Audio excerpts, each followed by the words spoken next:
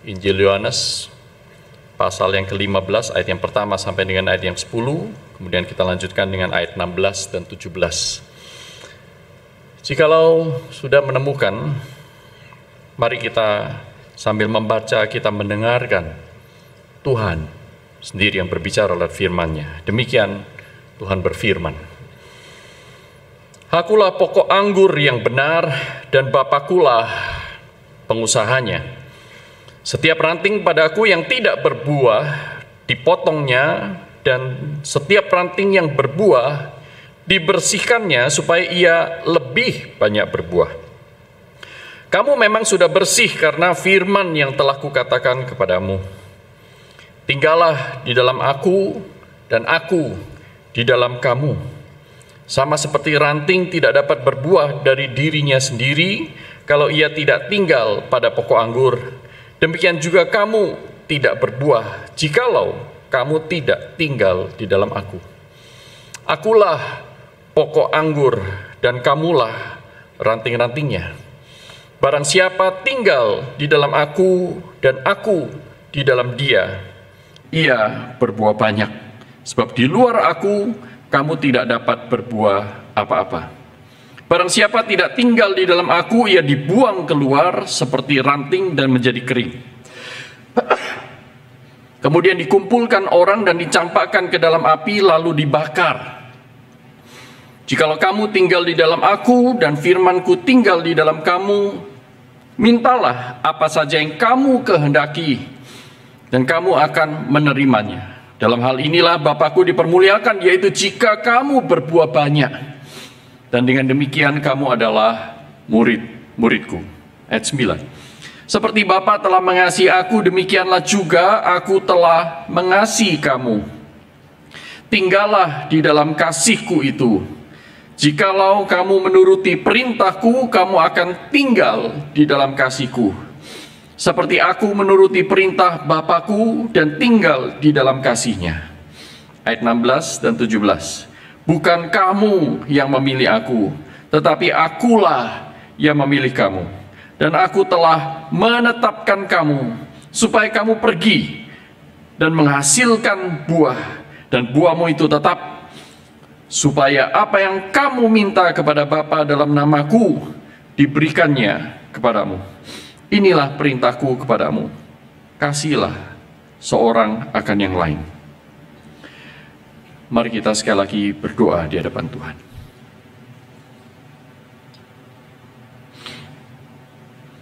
Tuhan, ini kami duduk di hadapan-Mu. Ajarlah kami, gerakkan perasaan kami, bentuk pikiran kami, munculkan kehendak-Mu menjadi kehendak kami. Di dalam nama Tuhan Yesus Kristus kami berdoa. Amin. Saudaraku, bagian yang kita baca, yakni Yohanes 15, itu adalah satu bagian dari bagian yang lebih besar, yakni Yohanes pasal 13 sampai dengan Yohanes pasal 17. 4 pasal yang mencatat dengan begitu detail dibandingkan dengan ketiga Injil yang lain mengenai perpisahan Tuhan Yesus dengan para muridnya. Kita mengenalnya sebagai farewell discourse, pengajaran-pengajaran sebelum Tuhan Yesus disalibkan. Pertanyaannya adalah, mengapa Tuhan Yesus memberi pesan kepada para muridnya dengan begitu detail dicatat dalam kitab suci? 4 pasal, 13, 14, 15, 16, 17. 5 pasal dari 21 pasal yang ada dalam Injil Yohanes. 5 dari 21, kira-kira 25% itu mencatat kejadian kurang dari 24 jam sebelum Yesus disalibkan, sementara 75% yang lain mencatat 3 tahun Tuhan Yesus melayani. Saudaraku, kita mengerti bahwa perpisahan itu akan membawa dampak yang begitu besar bagi para murid. Itu sebabnya Tuhan Yesus memberikan pesan yang sangat banyak, sangat detail. Tuhan Yesus bermaksud untuk menuntun para murid melewati kekelaman, penangkapan, penyaliban, kematian, dan bahkan kebangkitan Kristus hingga pasca kenaikannya ke surga. Mereka bukan lagi orang-orang yang dianggap murid dari seorang guru yang terkenal, diterima dengan baik di mana-mana, tetapi sebaliknya mereka akan menjadi buronan. Mereka akan disalah mengerti. Kepada mereka akan dikenakan fitnah-fitnah yang jahat dan kejam. Mereka akan dikejar-kejar, bahkan mereka akan dianiaya. Itulah sebabnya Tuhan Yesus memandang perlu untuk memberikan peneguhan-peneguhan, nasihat-nasihat kepada para murid. Termasuk pula identitas para murid ditegakkan berulang-ulang dan di dalam berbagai cara. Dalam pasal 13 misalnya, Tuhan Yesus membasuh kaki mereka. Aku sudah membasuh kakimu. Aku sudah mengampunimu. Kamu adalah bagian dari pekerjaan Tuhan. Kamu sudah bersih, tidak perlu mandi seluruhnya. Dan dalam pasal-pasal yang lain, termasuk Yohanes pasal 15 ini, jika kamu berbuah banyak, dengan demikian kamu adalah murid-muridku. Janji tentang penyertaan roh penghibur juga tidak lupa diberikan oleh Tuhan Yesus, mulai dari pasal 14, pasal 15, pasal 16. Tidak ada satu kitab pun di dalam seluruh 66 kitab Perjanjian Lama maupun Perjanjian Baru yang bercerita tentang Roh Kudus lebih banyak daripada 3 pasal di dalam Injil Yohanes ini. Betapa pentingnya peran Roh Penghibur di dalam kehidupan para murid.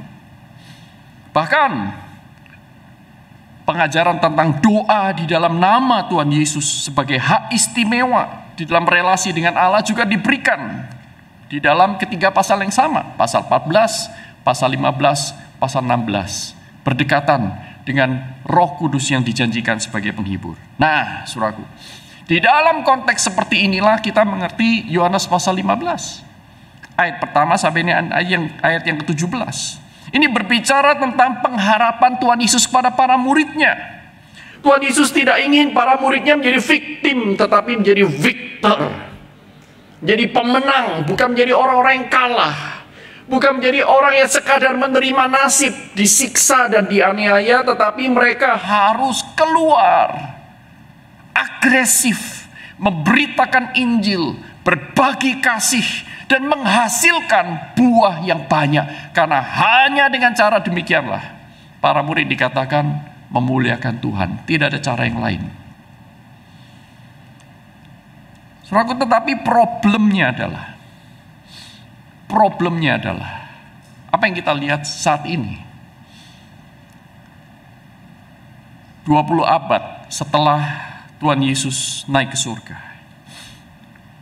J.C. Ryle, seorang bishop di Inggris di abad yang lampau, berkata bahwa banyak sekali orang mengaku Kristen, tetapi mereka tidak mendapatkan penghiburan di dalam apa yang dipercayainya. Mereka terus berjalan dengan ketakutan, berjalan dengan keraguan selama menuju ke surga.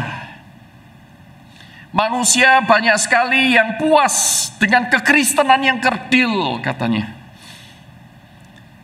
Buah yang sedikit dari Roh Kudus, mereka sudah puas dan mereka tidak bekerja keras.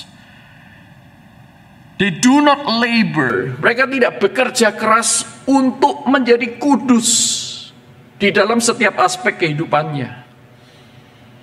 Maka mereka tidak boleh heran kalau orang-orang sedemikiannya. Mereka tidak perlu heran jikalau mereka hanya menikmati damai sejahtera yang sedikit, merasakan harapan yang sedikit, dan meninggalkan di balik jejak mereka hanya sedikit bukti bahwa mereka adalah orang beriman. Karena apa? Karena orang-orang ini terlalu gampang puas dengan kekristenan yang kerdil. Mereka tidak berjuang untuk berbuah lebih banyak bagi Tuhan. Pertanyaan kita buat hari ini adalah, mungkin saudara dan saya mendengarkan kritikan dari J.C. Ryle ini, kita berkata, iya, saya orangnya, saya termasuk dalam bagian orang itu. Saya merasa sangat cepat sekali puas. Yang penting sudah masuk UPH, yang penting sudah saat teduh, yang penting ikut Tuesday Chapel, yang penting hari Minggu ikut CCK, yang penting asal ini, asal itu. Saya lebih baik dari sebagian besar orang di tempat di mana saya dulu berasal. Dulu saya di daerah, di gereja saya itu, hidup saya lebih amburadul. Sekarang lumayan, cukup sampai di sini. Terlalu mudah puas. Pertanyaan kita adalah, bagaimana saudara dan saya bisa berbuah lebih banyak? Karena itulah desain yang Tuhan berikan kepada saudara dan saya. Bagaimana kita bisa berbuah lebih lebat seperti yang Tuhan kehendaki? Bagaimana kita bisa memiliki relasi yang intim dengan Tuhan dan menjadi pelaku firman yang terus-menerus bergantung penuh kepada Tuhan lebih dan lebih lagi. Kalau keinginan itu tidak ada dalam diri Anda, maka saudara akan terus-menerus, kalaupun saudara menuju ke surga, saudara akan terus-menerus digelayuti oleh rasa bimbang dan takut akan masa depan. Apakah Anda mau terus-menerus seperti itu? Saudara, hari ini Tuhan Yesus melalui firman-Nya memberikan kepada kita 3 pesan singkat. Jikalau saudara dan saya ingin berbuah lebat, ada 3 hal yang perlu kita perbaiki dalam hidup ini. Yang pertama adalah tinggal di dalam Kristus. Tuhan Yesus berkata, "Akulah pokok anggur yang benar." Pastikan kita menempel pada pokok anggur yang benar, bukan asumsi, bukan kepada filsafat-filsafat dunia yang keliru, ataupun agama yang lain. Dan Bapakkulah pengusahanya.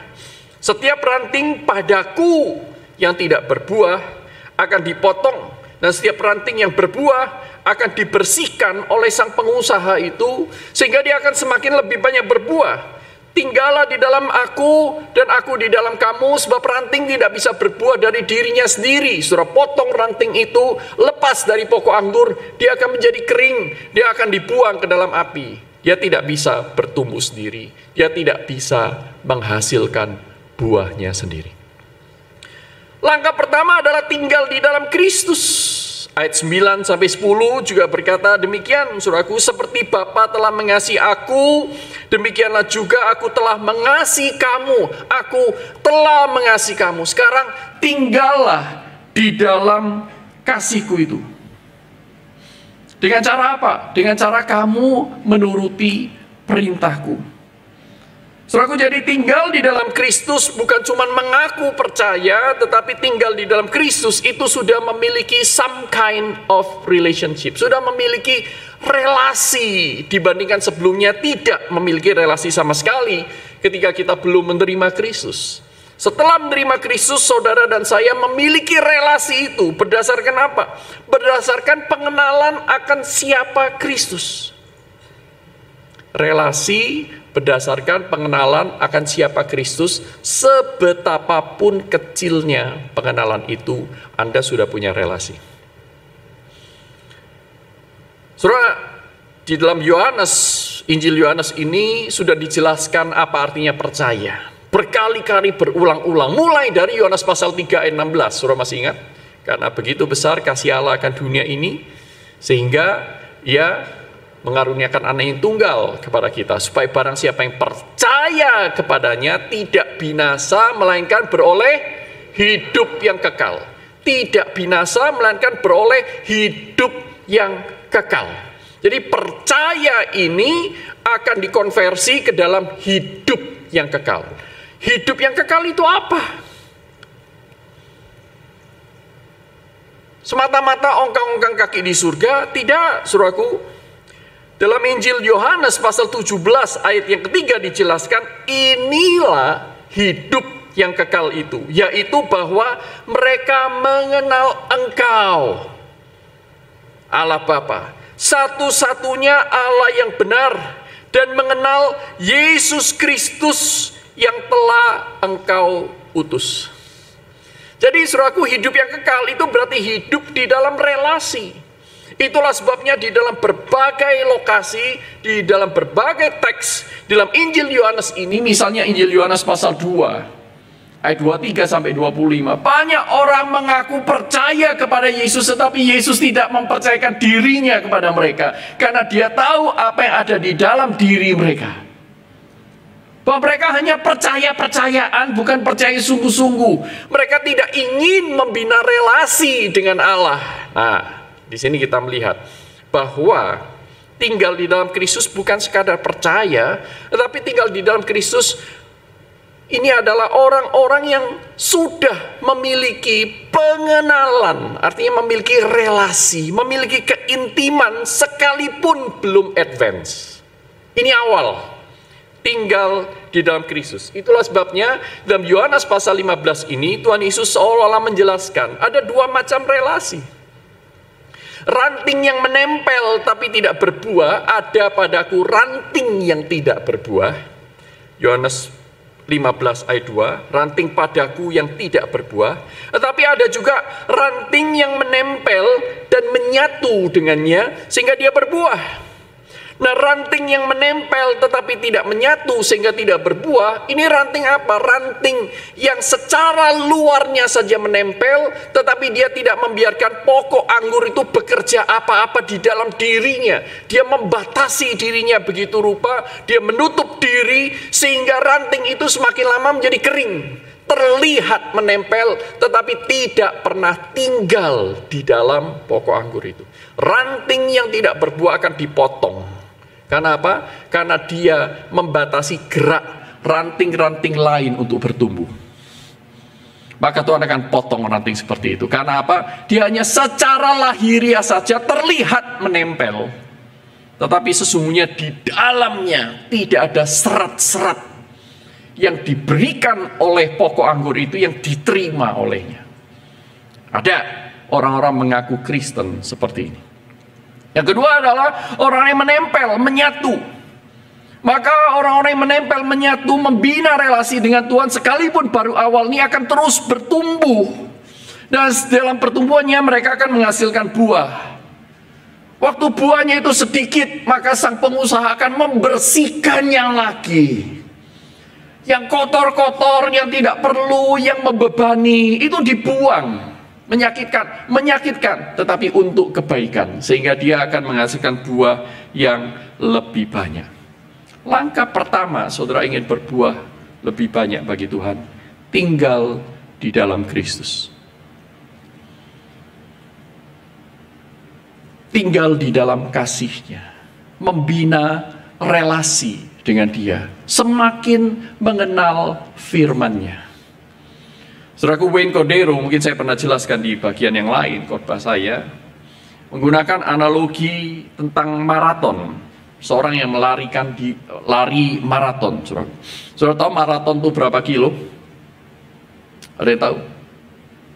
42 kilo lebih, 195 meter, 42 kilo.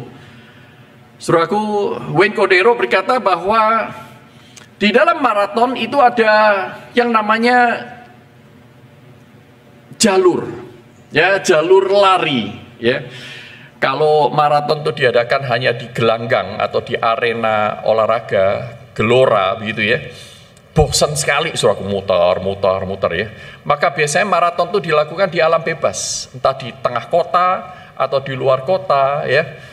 Mereka ada jalurnya, sudah dihitung persis 42 kilo, 195 meter.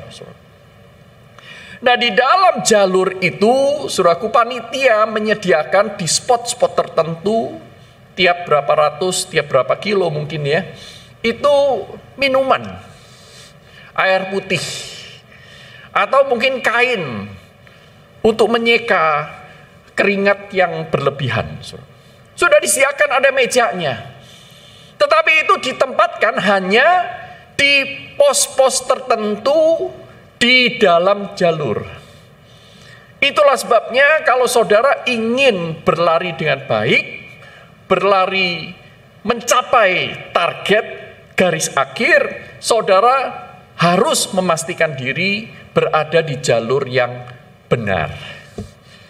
Wayne Cordeiro menyebutkan stay the course. Tetaplah berada di jalur itu. Karena berada di jalur itu sudah dijanjikan minuman-minuman. Demikian pula ketika Tuhan berkata tinggallah di dalam aku, artinya stay the course. Teruslah berlari. berada di jalurku yang aku sudah tentukan, lewat firmanku aku sudah nyatakan kepadamu, setialah kepadaku, stay the course. Di sanalah engkau akan mendapatkan God's provision, pemeliharaan Tuhan, berkat-berkat Tuhan dijanjikan bukan kepada orang yang di luar Kristus. Berkat-berkat Tuhan hanya diberikan kepada orang yang berada di dalam Kristus. Tetapi perjalanan itu panjang. Itulah sebabnya Tuhan selalu di pos-pos tertentu, Tuhan mengingatkan kepada saudara dan saya, hati-hati. Jangan ambil jalur singkat.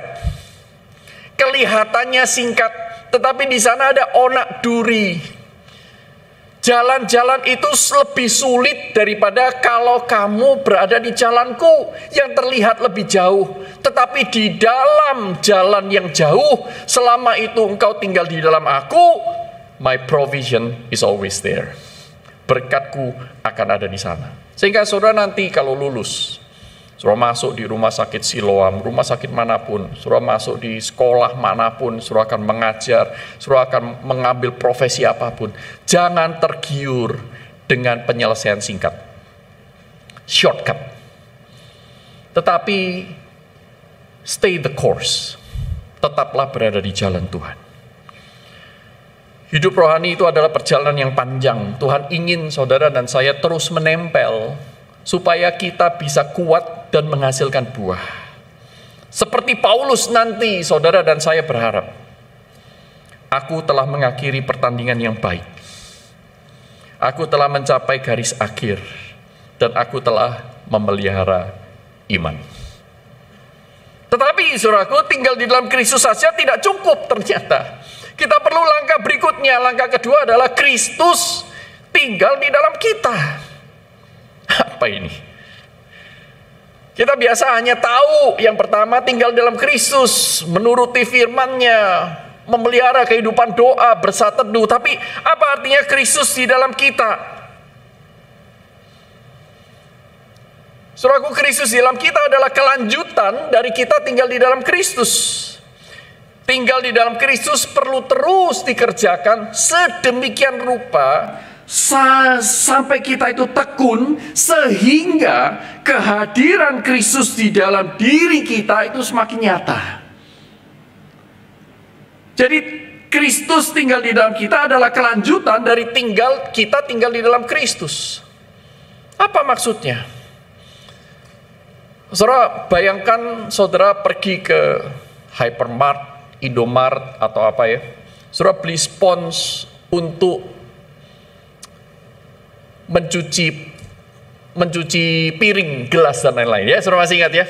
Spons yang warnanya kuning, ya belakangnya ada sabut hijau, atau saudara beli yang sedikit lebih mahal dengan warna yang berbeda, bahan yang berbeda. Spons ya. Intinya spons ya. Spons itu kita celupkan di dalam air, itu one thing, satu hal. Tetapi air masuk ke dalam spons, itu hal yang lain.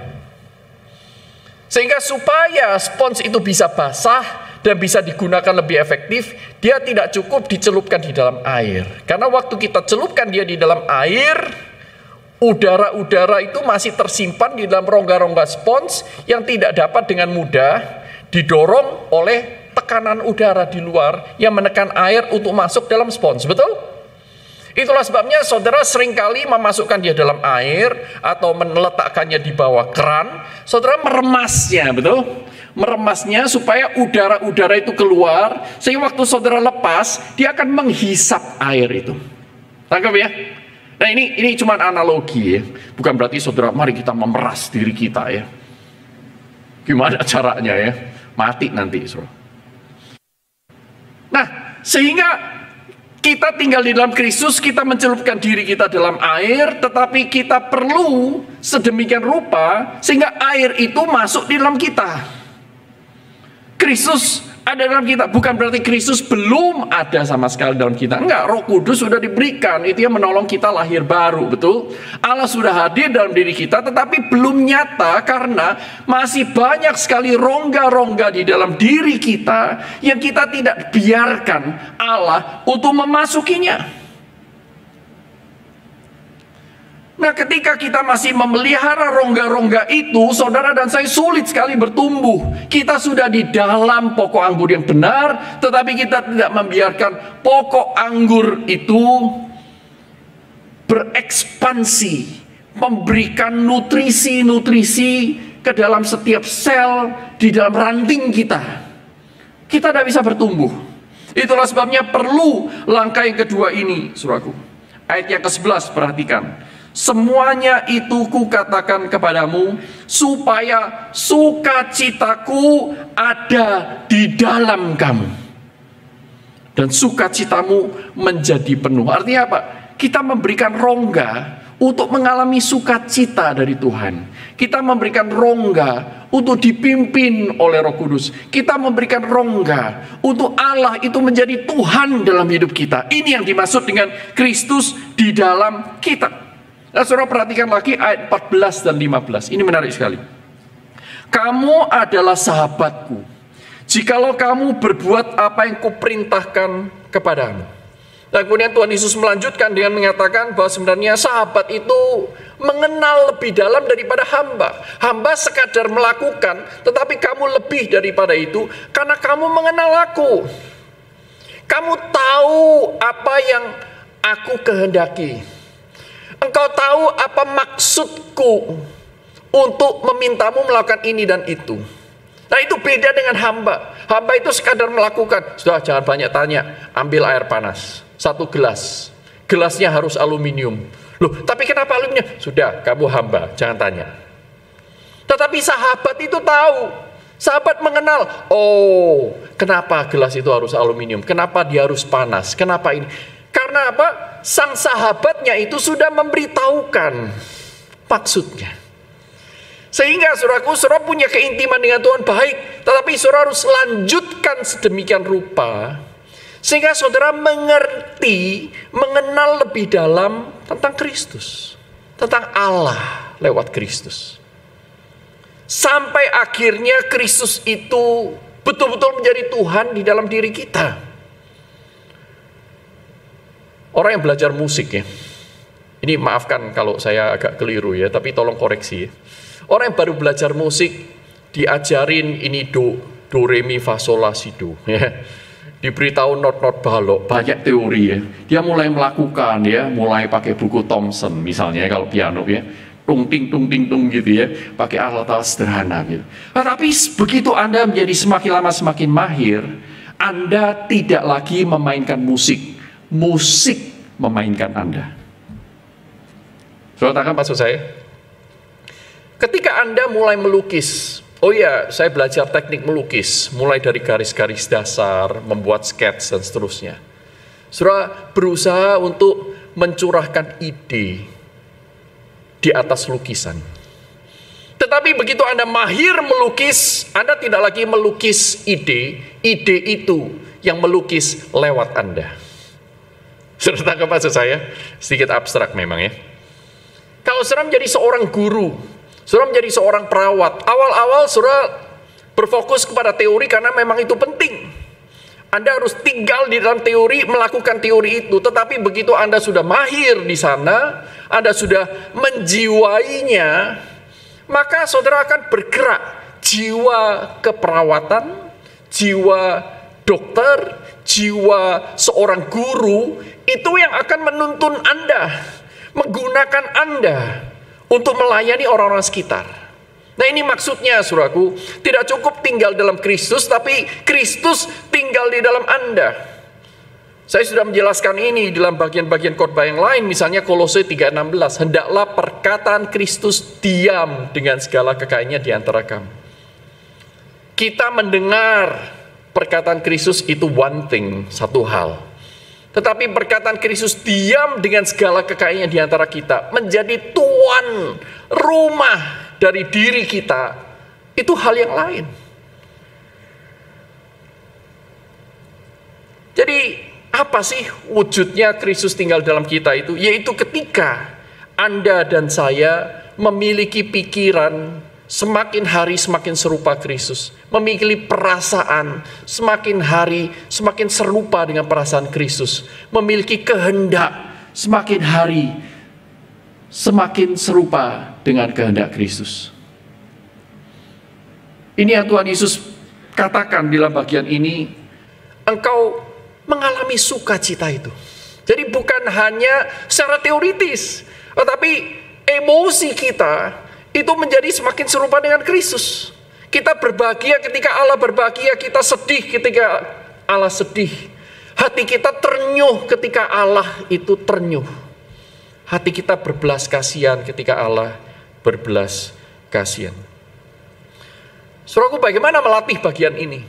Tentu Kristus tinggal di dalam kita tidak bisa dilakukan lepas daripada kita tinggal di dalam Kristus. Tetapi saudara harus melakukannya sedemikian rupa. Seperti apa? Mulai terus-menerus bertanya di dalam segala kondisi, di dalam segala keadaan. Usahakan latih diri Anda untuk terus-menerus mengingat. Mengingat apa? Mengingat pertanyaan ini. Apa yang Tuhan mau saya lakukan saat ini? Sehingga saudara mulai memberikan ruang bukan lagi kepada impulsivitas kita. Waduh, kalau saya diserempet ya saya marah. Dia maki saya maki dia 2 kali. Itu impulsif. Hidup kita yang lama. Rongga yang belum diisi oleh air itu. Ya. Tetapi kalau saudara itu betul-betul adalah anak-anak Tuhan yang sejati, tinggal di dalam Kristus, dan saudara ingin juga Kristus tinggal di dalam Anda, menguasai diri Anda menjadi semakin serupa dengan Kristus, maka saudara perlu bertanya, ketika masalah itu hadir, konflik itu terjadi, saudara mulai bertanya, apa yang Tuhan mau saya lakukan? Pak, tapi saya jarang sekali mikir begitu. Makanya itu saudaraku harus dilatih, ya kan? Harus saling mengingatkan. Kita butuh komunitas yang saling mengingatkan. Bagaimana kamu? Sudah mengampuni belum teman yang sudah bersalah kepada kamu? Bagaimana kamu? Sudah minta Tuhan enggak untuk menguatkan kamu, mengingatkan kamu? Nah, kita perlu komunitas itu. Nah, saudara, satu hari ketika saya mengantar istri saya ke Karawaci Barat sana, saya menunggu di mobil, dan kemudian di mobil itu saya melihat sebuah pemandangan. Seorang ibu pemulung, saudaraku, seperti Sinterklas, kecuali kostumnya. Dia membawa karung yang cukup besar. Karung yang besar tampak berisi, tapi kok ringan. Pasti isinya plastik, ya kan? Dan dia bawa itu, saudaraku, dia korek-korek sampah, dia ambil dengan tangannya, masukkan di karungnya. Ketemu botol lagi dia masukkan, ketemu kaleng dia masukkan. Saudaraku, saya melihat. Satu ketika dia letakkan karung itu di pinggir selokan. Kemudian dia nyemplung di selokan. Saya, waduh, ada apa ini? Kok tiba-tiba nyemplung, ya kan? Kalau mau bunuh diri itu selokan nggak dalam, ya. Jadi pasti bukan bunuh diri. Apa yang terjadi? Saya tunggu ya, apa yang terjadi? Ternyata tidak lama kemudian kepalanya nongol. Kepalanya nongol dan mulai mengeluarkan satu persatu botol, diletakkan di pinggir selokan. Ternyata ada banyak sekali botol plastik di selokan. Saya tidak tahu siapa yang membuang di sana. Tapi banyak sekali. Dan kemudian dia lompat dari sana, bukan lompat ya. Dia naik, dia memanjat selokan itu, dan dia masukkan itu ke sana lagi. Waduh. Saya ingat pertanyaan itu. Tuhan, apa yang Tuhan mau saya lakukan kepadanya? Perintah Tuhan jelas, ayat 17 tadi ya. Inilah perintahku kepadamu. Kasihlah seorang akan yang lain. Tuhan, apa yang Tuhan mau saya lakukan? Saya berdoa kilat 10-15 detik. Tuhan, apa yang Tuhan mau saya lakukan kepadanya? Saya berdiam. Saya menunggu pimpinan Tuhan. Kalau Tuhan berada dalam posisi saya, apa yang akan Tuhan lakukan? Sejauh saya mengenal Tuhan, Tuhan tidak akan tinggal diam, betul? Ya. Oke. Saya langsung buka dompet saya keluarkan uang saya. lembar yang paling tinggi nilainya yang ada di kantong saya saat itu. Kemudian saya keluar dari mobil, saya menghampiri beliau. Ibu, ini ada sedikit buat ibu. Salam tempel, plok. Tuhan mengasihi ibu. Terima kasih, terima kasih. Tidak berhenti-berhenti, saudara. Kemarin, dalam perjalanan menuju ke Cirebon, saya naik kereta api. Saya capek. Saya berharap sebelah saya tidak ada orang. Ternyata rencana Tuhan bukan demikian. Saya bilang, Tuhan, saya mau tidur. Saya mau istirahat. Saya perlu menyimpan tenaga saya. Tapi orang sebelah kanan saya ngajak saya ngobrol. That's the problem. Kemudian saya jawab singkat-singkat, seolah-olah saya memberikan sinyal, saya nggak mau diganggu. Dia tampaknya menangkap sinyal itu. Maka saya bisa tidur. Dia juga tidur. Sampai akhirnya, saudaraku, perjalanan itu kurang kira-kira 57 menit sebelum tiba di tempat. Karena saya melihat jam dan saya melihat tiketnya, nyampainya kira-kira jam berapa. Kira-kira 57 menit. Hati saya nggak tenang. Saya mulai bertanya, Tuhan, saya mau tanya tapi kok takut. Saya mau tanya tapi kok malas. Tuhan, apa yang Tuhan mau saya lakukan untuk Bapak di sebelah saya ini? Tuhan, saya mau tahu apa yang Tuhan mau saya lakukan. Tuhan itu ngejek saya, saudara. Maaf ya, dalam tanda kutip. Kayak kamu nggak tahu aja. Kamu tahu apa yang harus kamu lakukan. Gimana ya? Mulainya dari mana ya? Saya mau tanya apa? Saya berusaha untuk ngulur-ngulur waktu, saudaraku. Lalu, Tuhan, apakah harus ya hari ini ya? Nggak, nanti pulangnya saja. Tiba-tiba, saudaraku, tiba-tiba ya. Enggak, Bapak itu nggak ngajak saya ngomong. Mungkin dia sudah menangkap pesan saya sangat jelas ya. Tapi saya nggak tangkap. Saya nggak menangkap kebutuhan dia yang begitu jelas. Tuhan tiba-tiba mengeluarkan kalimat itu dari mulut saya. Bapak kerjaan sehari-hari apa? Saya kaget ya. Tiba-tiba muncul kalimat itu. Bapak sehari-hari kerjaan apa? Oh, saya tukang parkir. Bapak tukang parkir. Saya biasa parkir di sini. Wah, Bapak itu suka ngobrol, saudaraku, ternyata ya. Karena sejak awal dia ngajak ngobrol saya, bukan saya ngajak ngobrol dia. Kemudian singkat kata kami ngobrol-ngobrol-ngobrol, anaknya berapa, dia baru pulang dari Maluku, biaya perjalanan sangat mahal.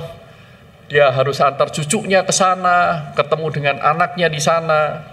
Waktu pulang dia harus membayar 2,8 juta untuk pesawat terbang. Kemudian dari Jakarta ke Cirebon dia harus naik kereta lagi dan seterusnya. Jelas sekali apa yang dia butuhkan. Tapi saya masih ragu-ragu, saya masih ngajak dia ngobrol dan seterusnya. Pengalaman dia menjaga sebagai tukang parkir dan seterusnya. Sampai akhirnya kereta berhenti. Waktu kereta itu kurang 5 menit, masinis sudah memberitahukan bahwa sebentar lagi akan tiba, siap-siap. Bapak itu sudah mulai mengambil tasnya. Pak, masih lama Pak? Oh ya, saya cuma siap-siap aja katanya. Lalu saya tidak ingin kehilangan momen itu. Pak, bolehkah saya berdoa buat Bapak? Dia mengangguk. Saya pegang pundaknya, saya berdoa. Saya berdoa memohon kepada Tuhan untuk melindungi dia dan keluarga, menjaganya sehat, menguatkan dia, memberikan dia damai sejahtera buat dia sekeluarga, memberkati pekerjaannya. Dan kemudian saya tutup dengan dalam nama Tuhan Yesus. Kami memohon hal ini. Amin. Saya baru ambil dompet saya ingin mengeluarkan sesuatu, dia sudah ngeloyor keluar. Saya kejar dia, saya udah gak kelihatan dia ada di mana. Paling tidak saya berusaha untuk mengeluarkan rongga udara dalam diri saya dan memberikan Tuhan ruang untuk menggerakkan saya melakukan apapun. Saudara bisa. Tidak ada seorang pun di antara kita yang tidak bisa. Kecuali saudara tidak pernah tinggal di dalam Kristus. Masalahnya mau atau nggak mau. Terakhir, saudaraku. Baru setelah saudara dan saya tinggal di dalam Kristus dan Kristus di dalam kita, maka Tuhan itu memberikan kepada kita janji pemenuhan atas doa-doa yang kita panjatkan. Luar biasa ya. Saudara perhatikan di dalam ayat yang ke-17, dalam pasal 15 ayat yang ke-7 ya. Jikalau kamu tinggal di dalam aku dan firmanku tinggal di dalam kamu, perhatikan, jikalau. Jadi ada syarat. Ya, maka mintalah apa saja yang kamu kehendaki dan kamu akan menerimanya. Doa ini tidak diberikan kepada semua macam orang, bahkan tidak diberikan kepada semua macam orang Kristen, tetapi hanya kepada mereka yang tinggal di dalam Kristus dan Kristus tinggal di dalam dia, yaitu orang-orang yang sudah memberikan kehendaknya untuk diberikan kepada Kristus, supaya kehendak Kristus menjadi kehendak dirinya, perasaan Kristus menjadi perasaan dirinya, pikiran Kristus menjadi pikiran dirinya. Maka orang-orang seperti ini tidak akan doa sembarangan, betul? Tidak akan main-main terhadap doa, dan tidak akan menghina Tuhan lewat doanya dengan memperlakukan Tuhan sebagai mesin ATM. Nah, tetapi kepada orang-orang seperti ini Tuhan berikan apapun yang kamu minta, kamu akan menerimanya. Luar biasa nggak? Luar biasa. Itu sebabnya Tuhan tidak takut memberikan privilege kepada orang-orang sedemikian. Dan maksud Tuhan memberikan hak istimewa, pemenuhan akan doa yang dipanjatkan oleh orang-orang demikian, itu adalah supaya sukacitanya penuh, saudaraku. Supaya orang ini semakin berkobar-kobar melayani Tuhan, dan dengan demikian dia semakin berbuah lebat, karena dengan demikian Tuhan yang dipermuliakan. Suddenly it all makes sense. Saudara tangkap maksud saya? Bagian ini bukan tentang doa syafaat agar orang lain yang berbuah. Untuk itu ada ayat yang lain, tetapi bukan bagian ini. Saudara boleh berdoa supaya orang lain dipakai Tuhan, boleh. Paulus minta dirinya didoakan dalam surat Kolose. Berdoalah bagi kami supaya pintu terbuka untuk pemberitaan Injil lain, boleh. Baik. Tetapi bagian ini tidak sedang berbicara bagian itu, tentang itu. Bagian ini justru berbicara mintalah apa saja supaya kamu yang berbuah. Artinya apa? Tuhan itu ingin menunjukkan penyertaannya yang dekat dengan saudara dan saya. Kuasanya, kelimpahannya selalu disediakan kepada orang-orang yang stay the course dan mau dipakai oleh Tuhan.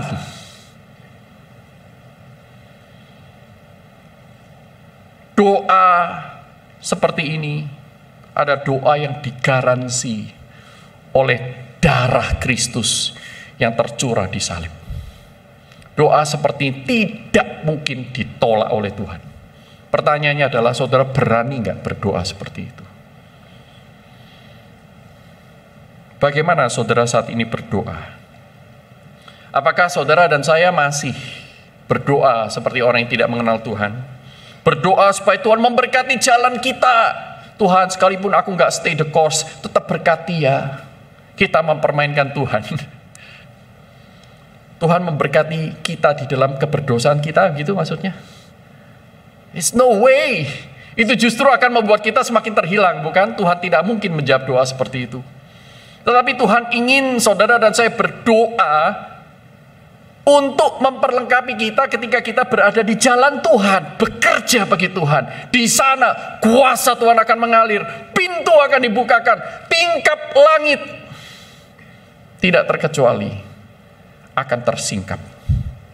Dan itu akan menjadi bagian dari pengalaman kemenangan-kemenangan rohani Anda dan saya. Saudara, berapa puluh tahun yang lalu, lebih tepatnya 1990, saya merasa tua banget, saudara. Waktu itu saya masih remaja. Saya berdoa kepada Tuhan, Tuhan, tak satu pun dalam diri saya yang saya layak untuk berikan kepada Tuhan. Engkau kudus, Engkau sempurna, Engkau besar, Engkau agung, Engkau mulia. Aku ini siapa? Aku sudah tercemar oleh dosa, banyak sekali dosa-dosa yang sudah aku lakukan. Aku tidak punya suatu hal yang layak untuk aku persembahkan kepadamu, Tuhan. Tidak punya. Saya sudah ceritakan kepada Anda sepanjang tahun ini betapa bobroknya saya. Tetapi saya melanjutkan doa saya, memberanikan diri saya percaya ini gerakan Roh Kudus. Saya berkata, namun jika Tuhan ingin saya mempersembahkan diri saya kepada Tuhan, saya akan berjuang memberi yang terbaik. Ini aku, utuslah aku. Hal itu adalah doa yang paling nekat. Tetapi saya menoleh ke belakang, saya tidak pernah menyesalinya. Saya tidak berkata hari ini saya sudah menjadi sempurna, tetapi saya berjuang untuk stay the course, berjuang untuk mendorong rongga-rongga udara itu keluar dari spons hidup saya dan membiarkan Tuhan yang take over. Dan saya mulai melatih diri untuk bertanya, Tuhan, apa yang Tuhan mau aku lakukan? Saya sadar tanpa kuasa Tuhan tidak mungkin saudara dan saya bisa berbuah. Itulah sebabnya saya semakin giat berdoa, semakin giat bekerja bagi Tuhan. Saudara mau hidup dengan kekristenan yang kerdil, ada harga yang harus Anda bayar. Anda ingin hidup yang berbuah lebat, ada janji yang Tuhan pasti akan berikan. Mana yang saudara pilih? Mari kita tundukkan kepala.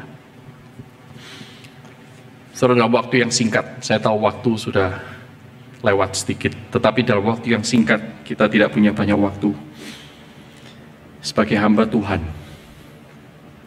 saya ingin Anda serius berhadapan dengan Tuhan saat ini, setiap pribadi. Mengabaikan orang-orang yang ada kiri dan kanan Anda. Setiap orang datang kepada Tuhan dengan serius. Tutup mata Anda, tundukkan kepala Anda. Selaku hamba Tuhan, saya ingin bertanya kepada Anda. Saya digerakkan oleh Tuhan untuk menanyakan hal-hal ini. Yang pertama, masihkah engkau mencari kasih dan kenikmatan lain yang menipu, yang sementara di luar Tuhan? Di manakah Anda dan saya saat ini di jalur maraton itu? Apakah kita berada di jalur yang benar, di jalannya yang pasti Tuhan berkati, yang kudus dan kekal? Atau di jalan-jalan pintas, di mana dosa berkuasa, onak duri akan menyakiti Anda? Yang ketiga, yang terakhir, saya ingin Anda merespons. Kalau dulu Anda pernah menyerahkan diri, atau belum pernah sama sekali, pada hari ini, maukah Anda menyerahkan diri lagi kepada Tuhan? Stay the course, tinggal di dalam Dia. Mendorong rongga-rongga udara yang kosong itu untuk dipenuhi oleh Tuhan, Kristus di dalam kita. Maukah Anda menyerahkan diri sekali lagi untuk Anda mau berbuah lebih banyak dari hari ke hari? Orang yang menjawab, ya Tuhan, ini aku, utuslah aku, letakkan tangan kananmu di dadamu. Saya mau berdoa bagi Anda secara khusus. Puji Tuhan, puji Tuhan, puji Tuhan. Banyak sekali, puji Tuhan, puji Tuhan. Mari kita berdoa. Tuhan, ini kami. Utuslah kami. Di antara kami masih ada yang bergumul Tuhan, tuntun kami. Nyatakan kembali kasih-Mu yang luar biasa itu kepada kami.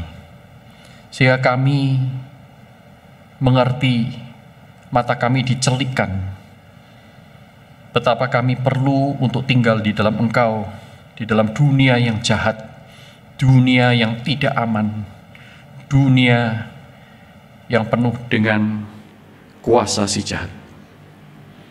Tolong kami Tuhan, lindungi kami di jalan-Mu. Penuhilah diri kami. Kami serahkan diri kami sekali lagi kepada-Mu di dalam doa, dalam kebergantungan penuh kepada Tuhan, mulai sekarang sampai selama-lamanya. Dalam nama Tuhan Yesus Kristus, semua yang percaya katakan amin. Tuhan memberkati kita semua.